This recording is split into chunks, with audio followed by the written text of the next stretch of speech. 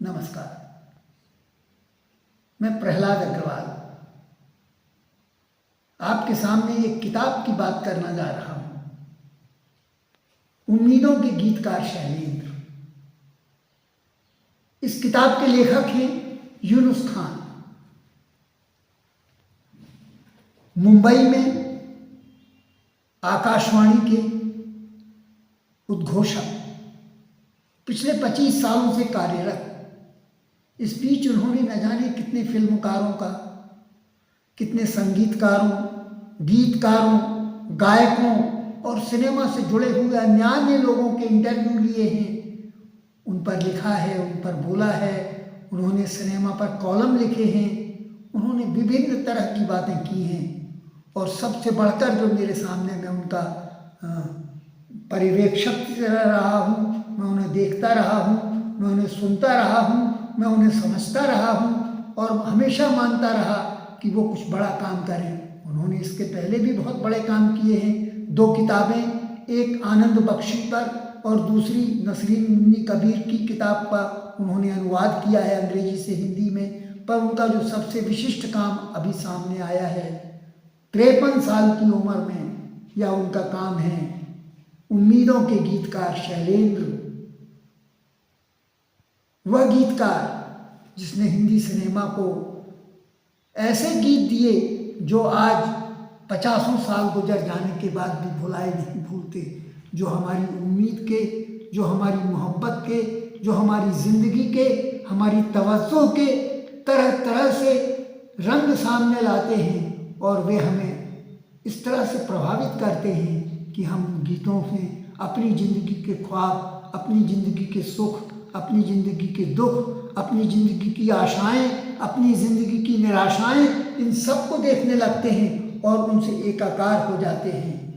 उनको बेहद सरल भाषा में, बेहद लुभावनी भाषा में, बेहद मोहब्बत के साथ यूनुस खान ने अपनी इस किताब में प्रस्तुत किया है, जिसमें कुल 20 अध्याय हैं। और वो 20 अध्याय 20 गानों की पंक्तियाँ हैं। उन 20 गीतों की पंक्तियों के आधार पर, जिनको आप देखें, उन गीतों की पंक्तियों को मौसम गीता जाए।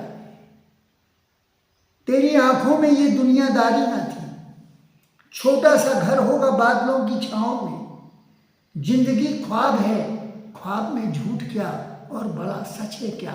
इस तरह उन्होंने 20 गीतों के माध्यम से शैलेंद्र की पूरी यात्रा को रेखांकित कर दिया। ये बड़ी बात है। शैलेंद्र ने सैकड़ों फिल्मों में गीत लिखे और वो जो उन्होंने सैकड़ों, 800 के लगभग उन्होंने गीत लिखे, उन 800 के लगभग गीतों को उन्होंने 20 अध्यायों में इस तरह समेटा है कि आपको अभाव न रह जाए कि शैलेंद्र का कोई हिस्सा छूट गया। ये बहुत बड़ी बात है कि एक किताब में उन सब चीज़ों को समाहित कर दिया जाए जिन बातों को समाहित करने का प्रयास यूनुस खान ने किया। कोई चीज़ अंतिम नहीं होती।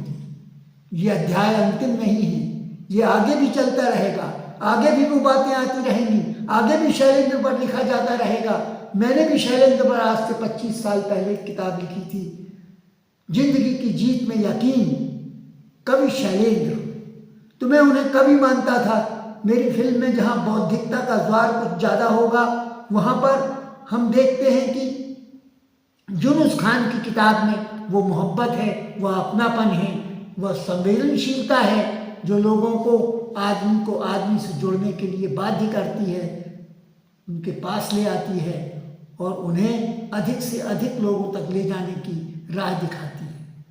तो इस किताब का स्वागत होना चाहिए, इस किताब को पढ़ा जाना चाहिए। और इस किताब को इसलिए नहीं पढ़ा जाना चाहिए कि यह यूनुस खान ने लिखी है या शैलेंद्र पर लिखी गई है। इस किताब को इसलिए पढ़ा जाना चाहिए क्योंकि यह किताब हिंदी सिनेमा के गीतों के महत्व को भी रेखांकित करती है और यह बतलाती है कि वे गीत नहीं हैं, हमारी ज़िंदगी की कविताएं हैं और उन कविताओं को किस प्रकार हम आत्मसात कर सकते हैं, जिसको बेहद खूबसूरती से यूनुस खान ने इस तरह प्रस्तुत किया है कि आप पढ़कर अभिभूत हो जाते हैं। मैंने इस किताब को एक रात में, एक तारतम्य में पढ़ा और इसको छोड़ने का मन नहीं हुआ जब तक मैं इसके अंतिम शब्द से गुजर नहीं गया।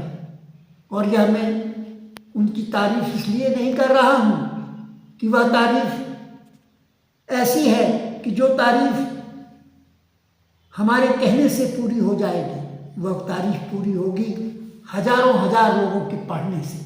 इन 20 गीतों का चुनाव उन्होंने इस तरह से किया है, वो 20 पंक्तियां इस तरह से चुनी हैं कि जिसमें सैकड़ों गीतों को समाहित कर लिया जाए। चूल्हा है ठंडा पड़ा और पेट में आग है, गर्मा गर्म रोटियां कितना हंसी ख्वाब है। सूरज जरा आ पास आ, आज सपनों की रोटी पकाएंगे हम। ऐ आसमां तू बड़ा मेहरबान, आज तुझको भी दावत खिलाएंगे हम। आप इस अध्याय को पढ़कर देखेंगे, तब आप देखेंगे तो आप सराबोर हो जाएंगे उस दर्द में, जो दर्द इन पंक्तियों में छिपा हुआ है। वह भूख की जो टीस छिपी हुई है और वह जो गर्मा गर्म रोटियों का आनंद छिपा हुआ है। एक और भूख की टीस है तो दूसरी ओर वह गर्मा गर्म रोटियों का आनंद है कि क्या कैसा भोजन, कैसा क्या है गरीब आदमी की इच्छा।